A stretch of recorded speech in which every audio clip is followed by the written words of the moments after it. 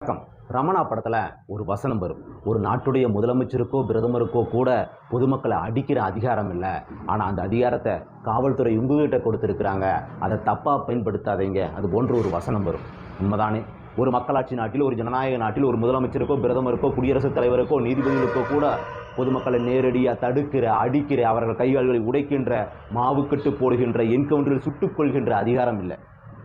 ஆனால் ஒரு சாதாரண காவல்துறைக்கு இவ்வளவு அதிகாரத்தையும் இங்குள்ள சிஸ்டம் கொடுத்திருக்கு. இதைவிட கொடுமை என்னவென்றால், இவ்வளவு அதிகாரம் படைத்த காவல்துறை நீதிமன்றத்தை போன்று, நீதித்துறையை போன்ற ஒரு சுதந்திரமான நடுநிலையான அமைப்பா என்றால் அதுவும் இல்லை.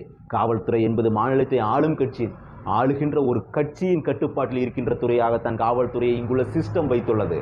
இந்த கேடுகட்ட சிஸ்டத்தை வைத்துக்கொண்டு காவல்துறைக்கு இவ்வளவு அதிகாரத்தை வாரி வழங்கிவிட்டு அவர்கள் அடிக்கிறார்கள், உதைக்கிறார்கள், கொள்கிறார்கள் என்றால் நேற்று, இன்று, நாளை நடக்கத்தான் செய்யும். இந்த சிஸ்டத்தை சரி செய்யாமல் இங்கு எதுவும் சரியாக போவதில்லை.